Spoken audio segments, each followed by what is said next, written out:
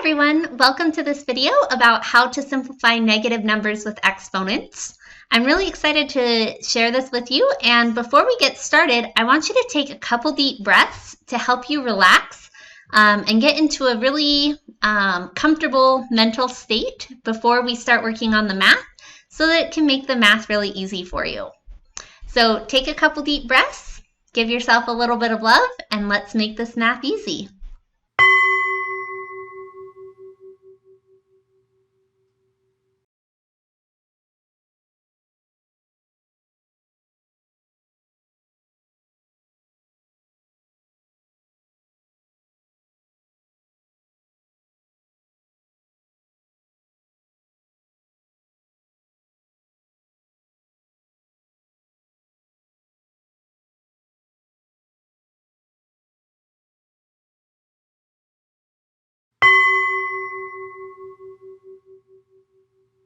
Okay, so when you're simplifying negative numbers with exponents, the first thing you want to look at is what is the exponent applying to? Because if you have a negative number in parentheses, like this first problem, that means that the exponent is applying to the number and the negative sign. And so that would be like -2 times -2 times -2 times -2 4 times. But if you have a problem like the bottom number, then the negative sign is applying to the entire problem, but the exponent is only applying to the 2.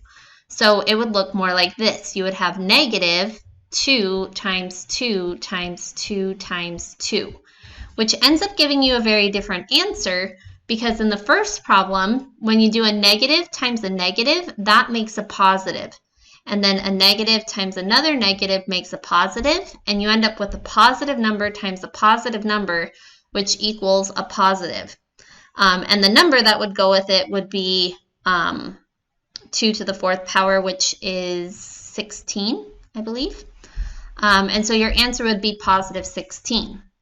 But in this problem, you would still get 16 because you have 2 times 2 is 4.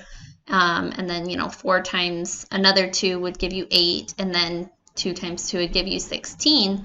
But in this case, your answer would be -16 because this negative sign applies to the entire problem after you've multiplied the 2's together. And so if you ever have a negative sign outside of a power like this, it's basically going to equal that power with a negative sign. However, if you have something like this one where the power or the exponent is applied to the entire negative number, then it could be positive or it could be negative depending on what the exponent is. Because if you have an even exponent, like in this first problem, and you have -6 times -6, 6 times 6 equals 36. And if you do a negative times a negative, then that makes a positive. And so you end up with positive 36. But if you have -5, say to the 3rd, 5 times 5 times 5 equals, I'll do it in the right color, and it equals 125. But when you do a negative times a negative, it makes a positive, but then you've got this extra negative that you multiply the positive number by, which makes the entire answer negative. If you do this other example of -3 to the 4th, you get -3 times -3 times -3 times -3, and 3 times 3 times 3 times 3 equals 81. And if you look at the negative signs, those end up going off in pairs because you have 2 pairs of negatives, which make 2 positives. And so you end up with a positive 81. And if we do this last problem, a -1 times a -1 times a -1 times a -1 times a -1 equals, 1's are easy to multiply. So 1 times 1 times 1 times 1 would be 1.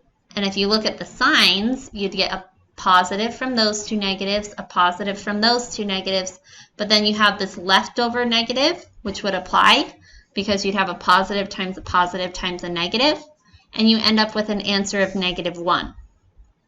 So basically, if you have an even exponent like we had here or here, then the answer ends up being positive.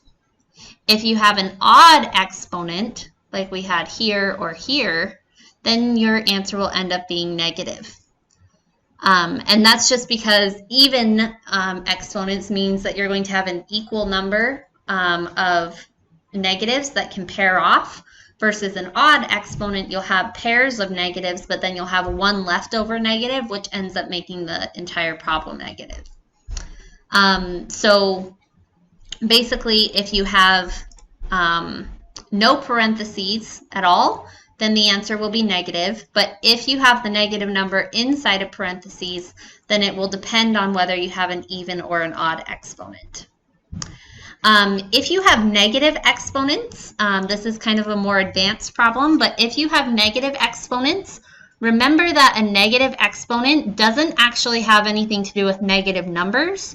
What it means is that it's the reciprocal of the positive exponent. So like this would be 1 over -4 to the second power, because a negative number in an exponent means you're going to find the reciprocal. And then once you've made that exponent positive by finding the reciprocal, then you would just simplify it by saying, okay, well, what's -4 times itself twice? That's going to equal a positive 16. So the answer is 1/16. So to summarize, the way that you simplify negative numbers with exponents is if you have an even exponent, you're going to get a positive answer. If you have an odd exponent, it's going to be negative. And if you have a negative exponent, just remember to do the reciprocal. And if you have a problem like this one, where it's not actually a negative number to an exponent, it's a number to an exponent with a negative sign out front, then the negative sign will just apply to the whole answer. And that's how you simplify negative numbers with exponents. I hope this video was helpful for you. Please comment below to let me know how easy this was for you, and then subscribe. For more help with exponents, check out my exponents playlist, or if you'd like help with negative numbers, check out my negative numbers playlist here on YouTube. Or you can go to mathtutoringonline.com to get additional help by asking a question or booking a one-on-one tutoring session. See you soon!